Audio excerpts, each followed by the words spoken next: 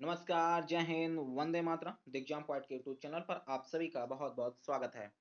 दोस्तों, आज के इस वीडियो में हम लोग जो है बात करने वाले हैं संविधान के महत्वपूर्ण अनुच्छेदों के बारे में और इसके अंतर्गत हम लोग जो है अनुच्छेद 1 से लेकर अनुच्छेद 395 के तहत जितने भी आपके महत्वपूर्ण जो है अनुच्छेद हैं, जो विभिन्न एग्जाम के जो है एग्जामों में पूछे गए हैं, सभी को जो है इस वीडियो के अंतर्गत हम लोग जो है कवर करने वाले हैं। तो इसलिए जो है आप लोग वीडियो को जो है शुरू से लेकर अंत तक बहुत ही ध्यान से देखिएगा और यहाँ पर मैंने आपके जो है सहायता के लिए, आपके जो है चीज़ों को आसान करने के लिए मैंने जो है जितने भी आगामी जो परीक्षाएँ हुई हैं, पिछली जो है और आने वाली जो परीक्षाएँ हैं, जो भी आपके जो पूछे जाने की संभावना है या जिसमें जो आपके अनुच्छेद पूछे गए हैं, सभी को मैंने क्या कर दिया है, हाइलाइट कर दिया है।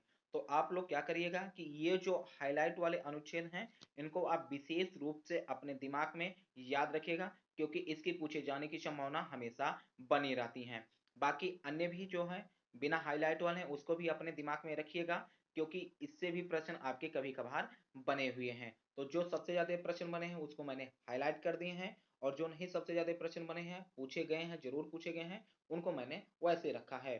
तो आप इसे जो है विशेष रूप से याद रखिएगा। तो चलिए आइए हम लोग जो है शुरुआत करते हैं आपके अनुच्छेद से। देखिएगा अनुच्छेद एक शुरुआत करने से पहले कुछ चीजें आप नोट डाउन कर लीजिएगा कि यदि हम लोग देखें कि वर्तमान में गणना की दृष्टि से जो है अनुच्छेदों की संख्या कितनी है तो 468 या उससे ज्यादा। ठीक है, आप इतना याद रखिएगा कि 468 है वर्तमान में। अनुच्छेदों की कुल संख्या कितनी है भारतीय संविधान में तो 468 है। लेकिन यदि हम लोग क्रमांक की दृष्टि से देखा जाए तो 395 ही है। अब यहाँ पर कुछ लोगों को कंफ्यूजन हो सकता है कि क्रमांक की दृष्टि से 395 ही कैसे है या गणना की दृष्टि से 468 कैसे पहुंच गया। तो देखिएगा कभी कभी क्या होता है कि इसी अनुच्छेद में जैसे हम मान लेते हैं आपका 39A है तो ये एक नया अनुच्छेद बन गया लेकिन क्रमांक क्या रहेगा आपका 39 ही रहेगा।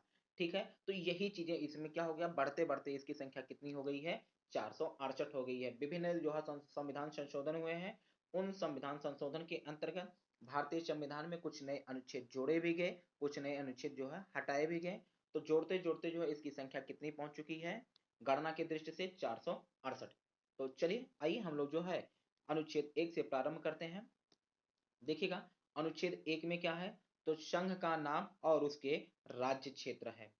अनुच्छेद 2 में क्या है, नए राज्यों की प्रवेश या स्थापना। अब यहाँ पर आपके लिए इंपॉर्टेंट हो गया, आपसे जो है प्रश्न पूछा जाता है कि नए राज्यों के जो है निर्माण के लिए या गठन के लिए या नए राज्य बनाने के लिए जो है किस संविधान के अनुच्छेद में प्रावधान किया गया है। तो ये किस अनुच्छेद में प्रावधान किया गया, अनुच्छेद 2 में प्रावधान किया गया है। नेक्स्ट बढ़ते हैं, अगला अनुच्छेद है अनुच्छेद 5। अनुच्छेद 5 क्या है, संविधान के प्रारंभ के समय नागरिकता, अर्थात ये नागरिकता की बात करता है। अनुच्छेद 14, तो अनुच्छेद 14 संबंधित है आपके मौलिक अधिकार से और मौलिक अधिकार में क्या संबंधित है, विधि के समक्ष समानता का अधिकार, विधि के समक्ष समानता का अधिकार। अनुच्छेद 15, तो धर्म, मूल वंश, जाति, लिंग या जन्म के आधार पर भेदभाव का प्रतिषेध, अर्थात किसी व्यक्ति को उसके धर्म, मूल वंश, जात, लिंग या जन्म के आधार पर भेदभाव नहीं किया जाएगा। नेक्स्ट अनुच्छेद है आपका अनुच्छेद 16, लोक नियोजन के विषयों में अवसर की समानता, लोक नियोजन के विषयों में अवसर की समानता। इसके बाद देखिएगा जो आपके सबसे ज्यादा सभी परीक्षाओं में फेवरेट जो आपके क्वेश्चन बनते हैं वो आपके इन्हीं तीनों से सर्वाधिक पूछे जाते हैं। अगर यदि हम इसको परसेंटेज में देखा जाए तो आपके 60% प्रश्न जो है आपके इन्हीं से पूछे जाते हैं। देखिएगा क्या है आपका तो अनुच्छेद 17। अनुच्छेद 17 आपके किससे संबंधित है, अस्पृश्यता से संबंधित है, अर्थात जो है अस्पृश्यता या छुआछूत से को जो है अंत करने से संबंधित है। अगला जो है आपका अनुच्छेद 18 उपाधियों का अंत है। अनुच्छेद 19 स्वतंत्रता का अधिकार है। कौन सा अधिकार है, अनुच्छेद 19 में जो है स्वतंत्रता का अधिकार है। नेक्स्ट देखते हैं अनुच्छेद 20, तो अनुच्छेद 20 कैसे संबंधित है तो अपराधों के दोष सिद्धि के संबंध में संरक्षण का अधिकार है। अनुच्छेद 21 प्राण और दैहिक स्वतंत्रता का संरक्षण, प्राण और दैहिक स्वतंत्रता का संरक्षण। और आपका जो है मोस्ट इंपॉर्टेंट है, ये भी सबसे ज्यादा पूछा जाता है, अनुच्छेद 21A अनुच्छेद 21A, इसमें क्या प्रावधान किया गया है? तो 6 से लेकर 14 वर्ष तक के सभी बच्चों को निःशुल्क एवं अनिवार्य शिक्षा का अधिकार का प्रावधान किया गया है। अनुच्छेद 22, तो अनुच्छेद 22 में क्या है? तो गिरफ्तारी और निरोध अर्थात नजरबंदी से संरक्षण के संबंध में प्रावधान किया गया है। अनुच्छेद 23, मानव दुर्व्यवहार अर्थात मानव तस्करी एवं बलात्श्रम का प्रतिषेध इसमें इसके अंतर्गत इसका प्रावधान किया गया है। अगला अनुच्छेद है आपका अनुच्छेद 24। तो अनुच्छेद 24 किससे संबंधित है? तो अनुच्छेद संबंधित है बाल श्रम पर प्रतिबंध से संबंधित है। नेक्स्ट है आपका अनुच्छेद 25। तो अनुच्छेद 25 किससे संबंधित है? अंतःकरण के आधार पर धर्म को मानने, आचरण करने और प्रचार करने की स्वतंत्रता का अधिकार इसके अंतर्गत है। इसके बाद अनुच्छेद 29। तो अनुच्छेद 29 में अल्पसंख्यक वर्गों के हितों का संरक्षण का प्रावधान किया गया है। और मोस्ट इंपॉर्टेंट जिसे जो है डॉक्टर भीमराव अंबेडकर ने जो है संविधान की आत्मा कहा है, वो कौन सा अनुच्छेद है? अनुच्छेद 32, संवैधानिक उपचारों का अधिकार। ये भी आपका खूब पूछा जाने वाला प्रश्न है, और ये प्रश्न इस तरीके से भी पूछा जाता है कि डॉक्टर भीमराव अंबेडकर ने जो है किस अनुच्छेद को जो है संविधान की आत्मा कहा है? तो अनुच्छेद 32 को कहा है। अगला अनुच्छेद है अनुच्छेद 39D। ये इसके अंतर्गत सब है, ठीक है। जैसे कहने का मतलब है एक, और एक के अंतर्गत आपका सब हेडिंग डालते हैं, उसी के अंतर्गत ये आपका ये कहा गया है। तो अनुच्छेद 39D में क्या कहा गया है? स्त्रियों एवं पुरुषों को समान कार्य के लिए समान वेतन, अर्थात यदि कार्य क्या हो, समान हो, चाहे वो स्त्री हो चाहे पुरुष हो, उसको उतना ही वेतन मिलना चाहिए जितना उससे कार्य को करने के लिए पुरुष को दिया जाएगा, उतना ही वेतन स्त्री को भी दिया जाएगा। अगला है आपका अनुच्छेद अनुच्छेद 39A, समान न्याय एवं निशुल्क विधिक सहायता प्राप्त करने का अधिकार अनुच्छेद 39A के अंतर्गत है। और मोस्ट इंपॉर्टेंट है, अभी ये कई परीक्षाओं में पूछा भी गया, अनुच्छेद 40 किससे संबंधित है? तो ग्राम पंचायतों के गठन से अर्थात पंचायती राज व्यवस्था से संबंधित है। नेक्स्ट अनुच्छेद है आपका अनुच्छेद 41। कुछ दशकों में काम, शिक्षा, लोक सहायता, यहां पर दशकों नहीं होना चाहिए, दशाओं में होना चाहिए था। कुछ दशाओं में काम, शिक्षा और लोक सहायता पाने का अधिकार, अर्थात काम, शिक्षा और लोक सहायता प्राप्त करने का अधिकार इसके अंतर्गत रखा गया है। इसके बाद अनुच्छेद 43A या 43 का उद्योग प्रबंधन में कर्मचारियों की भागीदारी, उद्योग प्रबंधन में कर्मचारियों की भागीदारी को रखा गया है। अनुच्छेद 43B, तो सहकारी समितियों के प्रबंधन, प्रचालन एवं स्थापना से संबंधित है। नेक्स्ट अनुच्छेद है आपका अनुच्छेद 44, सभी नागरिकों के लिए समान नागरिक संहिता अर्थात एक समान सिविल संहिता की बात कौन करता है? तो अनुच्छेद 44। याद रखने का तरीका यही है कि चार चार देखिएगा क्या है आपका बराबर है, तो ऐसे करके आप याद रखिएगा एक समान सिविल संहिता की बात करता है। इसके बाद देखिएगा अनुच्छेद 45। तो अनुच्छेद 45 बात करता है 6 वर्ष से कम आयु के बच्चों की बाल्यावस्था की देखभाल एवं शिक्षा के प्रावधान से संबंधित है। नेक्स्ट है आपका अनुच्छेद 47, नशीले पदार्थों के प्रतिबंध से संबंधित है। अनुच्छेद 48 का या 48A, पर्यावरण संरक्षण एवं संवर्धन तथा वन्यजीव सुरक्षा से संबंधित है। अनुच्छेद 49, स्मारक, कलात्मक एवं ऐतिहासिक स्थानों की सुरक्षा से संबंधित है। नेक्स्ट है आपका अनुच्छेद 50, कार्यपालिका एवं न्यायपालिका में पृथककरण से संबंधित है। अनुच्छेद 51, अंतरराष्ट्रीय शांति और सुरक्षा की अभिवृद्धि से संबंधित है। अगला अनुच्छेद 51A, मूल कर्तव्य। तो आपसे ये प्रश्न भी बहुत ज्यादा पूछा जाता है कि मूल कर्तव्य को किस अनुच्छेद में रखा गया है? तो अनुच्छेद 51A के अंतर्गत रखा गया है। इसके बाद जो है अनुच्छेद 52। अनुच्छेद 52 के अंतर्गत क्या है? तो भारत का क्या होगा? एक राष्ट्रपति होगा। ऐसा किसमें कहा गया है? तो अनुच्छेद 52 में कहा गया है। नेक्स्ट है आपका अनुच्छेद 55, राष्ट्रपति के निर्वाचन के प्रणाली से संबंधित। नेक्स्ट अनुच्छेद है अनुच्छेद 56, तो अनुच्छेद 56 किससे संबंधित है? राष्ट्रपति की पदावधि से संबंधित है। अनुच्छेद 57, तो ये किससे संबंधित है? पुनर्निर्वाचन के लिए पात्रता से संबंधित है। अनुच्छेद 58 राष्ट्रपति पद की योग्यता से संबंधित है। नेक्स्ट है आपका अनुच्छेद 60, तो ये भी आपका सबसे ज्यादा पूछा जाने वाला अनुच्छेद है। अनुच्छेद 60 ये किससे संबंधित है? तो राष्ट्रपति द्वारा शपथ, अर्थात इसके अंतर्गत राष्ट्रपति की शपथ दिलाया जाता है। अनुच्छेद 61, तो राष्ट्रपति पर महाभियोग की प्रक्रिया। अनुच्छेद 63, भारत के एक उपराष्ट्रपति होगा। भारत के नहीं बल्कि भारत का एक उपराष्ट्रपति होगा।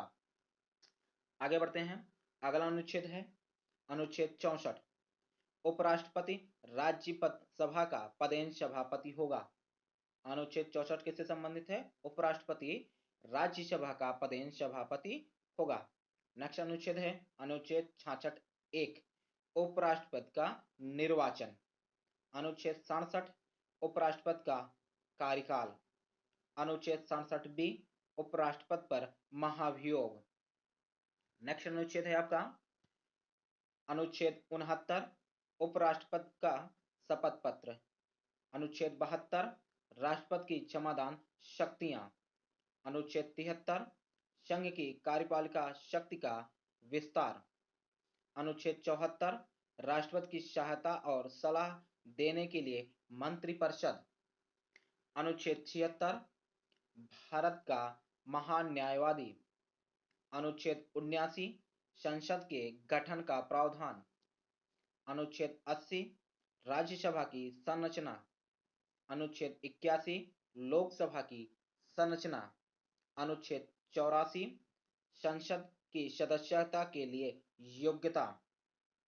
अनुच्छेद 85 संसद के सत्र सत्रावसान और विघटन। अनुच्छेद 108 कुछ दशाओं में दोनों सदनों की संयुक्त बैठक। नेक्स्ट अनुच्छेद है आपका अनुच्छेद 109 धन विधेयक के संबंध में विशेष प्रक्रिया। अनुच्छेद 110 धन विधेयक की परिभाषा। अनुच्छेद 112 मोस्ट इंपॉर्टेंट अनुच्छेद है, इसे आप जरूर याद रखिएगा। इसमें क्या है? वार्षिक वित्तीय विवरण। अनुच्छेद 117 वित्त विधेयक के बारे में विशेष उपबंध है। अनुच्छेद 123 ये भी आपका जो है मोस्ट इंपॉर्टेंट है, तो इसमें क्या है? राष्ट्रपति की अध्यादेश की शक्तियां निहित हैं। नेक्स्ट है आपका अनुच्छेद 124 उच्चतम न्यायालय की स्थापना और गठन। अनुच्छेद 129 उच्चतम न्यायालय का अभिलेख न्यायालय होना। अनुच्छेद 137 उच्च न्यायालय की पुनर्निर्माण की शक्ति। अनुच्छेद 143 उच्चतम न्यायालय से परामर्श करने की राष्ट्रपति शक्ति। अनुच्छेद 148 भारत का नियंत्रक एवं महालेखा परीक्षक। अनुच्छेद 155 राज्यपाल की नियुक्ति। अनुच्छेद 162 राज्य की कार्यपालिका शक्ति का विस्तार। नेक्स्ट अनुच्छेद है आपका अनुच्छेद 165 राज्य का महाअधिवक्ता। अनुच्छेद 169 राज्यों में विधान परिषदों का सृजन। नेक्स्ट अनुच्छेद है आपका अनुच्छेद 174 राज्यपाल का राज्य विधानमंडल के सत्र सत्रावसान और विघटन का अधिकार। अनुच्छेद 200 राज्यपाल द्वारा विधेयक पर विशेष अनुमति देना या अनुमति रोक लेना या राष्ट्रपति के विचार के लिए आरक्षित कर लेना। नेक्स्ट अनुच्छेद है आपका अनुच्छेद 201 राष्ट्रपति के विचार के लिए आरक्षित विधेयक। यहाँ पर क्या होना चाहिए? विधेयक होना चाहिए। अगला अनुच्छेद 213 विधानमंडल के विश्रांति काल में राज्यपाल की अध्यादेश जारी करने की शक्ति। अब एक चीज आप यहाँ पर ध्यान दीजिएगा, यहाँ पर आया हुआ है क्या? राज्यपाल का जो है अध्यादेश जारी करने की शक्ति, और अभी आप लोगों ने यहाँ पर पढ़ा अनुच्छेद 123 में राष्ट्रपति की जो है अध्यादेश जारी करने की शक्ति। अब देखिएगा दोनों का अनुच्छेद याद करने का तरीका क्या है। दोनों के अनुच्छेद याद करने का तरीका क्या है? 1 2 3 ये क्यों होंगे? राष्ट्रपति हो गए। अब इसी को यदि हमने क्या कर दिया, इसको जो है दो को जो है सामने ले आए, अर्थात 2 1 3, तो ये क्या हो गया? राज्यपाल की अध्यादेश जारी करने की शक्ति। तो इस तरीके से आप इसे याद कर सकते हैं। जैसे समान सिविल संहिता की बात करते हैं तो 44 बराबर समान ही है, ऐसे ही आपके अनुच्छेद उसी में हो जाता है। तो इस तरीके से आप इसे याद रख सकते हैं। इसके बाद देखिएगा अनुच्छेद 216, उससे पहले छूट गया आपका 214, तो अनुच्छेद 214 राज्यों के लिए उच्च न्यायालय। अनुच्छेद 215 उच्च न्यायालयों का अभिलेख न्यायालय होना। अनुच्छेद 216 उच्च न्यायालय का गठन। अब आइए एक चीज यहां पर और देखिएगा, अभी आप लोगों ने पढ़ा क्या? अनुच्छेद 124, अनुच्छेद 124 इसके अंतर्गत क्या कहा गया है? उच्चतम न्यायालय की स्थापना और गठन के बारे में कहा गया है। तो अब यहाँ पर देखिएगा, यहाँ पर कहा गया है क्या? अनुच्छेद 216 में उच्च न्यायालय के गठन की बात कही गई है। तो अनुच्छेद 124 इसमें जोड़ देंगे तो 126 आ जाएगा, ठीक है ना? इसमें क्या करेंगे हम लोग? तो इसमें हम बस दो को पुनः उसी की तरह अध्यादेश की तरह आगे ले आएंगे। क्या हो जाएगा आपका? उच्च न्यायालय की गठन की बात हो गई है। चलिए ऐसे करके ट्रिक के माध्यम से कुछ चीजें अगर एक याद करते हैं, दूसरा जो है उससे रिलेट होकर स्वतः ही याद हो जाएगा। अगला देखिएगा अनुच्छेद 216 उच्च न्यायालय के न्यायाधीशों की नियुक्ति और पदों की शर्तें। नेक्स्ट अनुच्छेद है अनुच्छेद 219 उच्च न्यायालय के न्यायाधीशों द्वारा शपथ। अनुच्छेद 226 उच्च न्यायालय की कुछ रिटें निकालने की शक्ति। नेक्स्ट अनुच्छेद है अनुच्छेद 231 दो या अधिक राज्यों के लिए उच्च न्यायालय की स्थापना। अनुच्छेद 233 जिला न्यायाधीशों की नियुक्ति। अनुच्छेद 339 संघ राज्य क्षेत्रों का प्रशासन। अनुच्छेद 339 डबल ए दिल्ली के संबंध में विशेष उपबंध। अनुच्छेद 241 संघ राज्य क्षेत्रों के लिए उच्च न्यायालय। मोस्ट इंपॉर्टेंट आपका आ गया अनुच्छेद 243 ए ग्राम सभा की गठन। इसके बाद अनुच्छेद 243 बी पंचायतों का गठन। अनुच्छेद 243 सी पंचायतों की संरचना। अनुच्छेद 280 वित्त आयोग। मोस्ट इंपॉर्टेंट है, इसे आप जरूर हर हाल में याद रखिएगा। वित्त आयोग की जो है इसमें उल्लेख किस अनुच्छेद में किया गया है? तो अनुच्छेद 280 में। नेक्स्ट है आपका अनुच्छेद 300 ए। तो यहां पर देखिएगा इसमें क्या कहा गया है? तो जो है संपत्ति रखने का अधिकार। तो यहां पर क्या हो जाएगा? विधि के प्राधिकार के बिना व्यक्ति को संपत्ति से वंचित ना किया जाए। जो आपका जो है संपत्ति का अधिकार जो था उसे हटाकर जो है ये कानूनी अधिकार बना दिया गया, ये आपका मौलिक अधिकार नहीं रह गया है। कानूनी रूप से जो है कानूनी रूप से आप जो है संपत्ति को रख सकते हैं। इसका प्रावधान किसके अंतर्गत किया गया? 301 के अंतर्गत रखा गया है। इसके बाद जो है अनुच्छेद 315 संघ और राज्यों के लिए लोक सेवा आयोग। अनुच्छेद 338 राष्ट्रीय अनुसूचित जाति आयोग। अनुच्छेद 338 ए राष्ट्रीय अनुसूचित जनजाति आयोग। अनुच्छेद 338 बी पिछड़े वर्गों के लिए राष्ट्रीय आयोग। नेक्स्ट है आपका अनुच्छेद 343 संघ की राजभाषा हिंदी और लिपि देवनागरी होगी। अनुच्छेद 344 राजभाषा आयोग। अनुच्छेद 350 ए प्राथमिक स्तर पर मातृभाषा की शिक्षा। अनुच्छेद 350 बी भाषाई अल्पसंख्यक वर्गों के लिए विशेष प्राधिकार। अनुच्छेद 352 युद्ध या वाह्य आक्रमण या सशस्त्र विद्रोह की स्थिति में राष्ट्रीय आपातकाल। तो आप ऐसे याद रखिएगा 352 में जो है राष्ट्रीय आपातकाल है, 356 में जो है राष्ट्रपति शासन है, और 360 में क्या है आपका? वित्तीय आपातकाल है। और आपका जो है आज इस वीडियो का लास्ट है आपका अनुच्छेद 368, और इसके अंतर्गत क्या है? संसद के जो है संविधान संशोधन करने की शक्ति। तो अर्थात आपके संविधान संशोधन की जो है शक्तियां किस अनुच्छेद में रखा गया है? तो अनुच्छेद 368 में। तो दोस्तों आज के इस वीडियो में इतना रखते हैं। ये वीडियो आपको कैसा लगा हमें कमेंट करके जरूर बताइएगा, और वीडियो पसंद आया हो तो वीडियो को ज़्यादा से ज़्यादा शेयर कीजिएगा, लाइक कीजिएगा, और चैनल को अभी तक सब्सक्राइब नहीं किए तो चैनल को सब्सक्राइब भी कर लीजिएगा। तो फिर मिलते हैं ऐसे ही और बेहतरीन वीडियो के साथ, तब तक के लिए जय हिंद।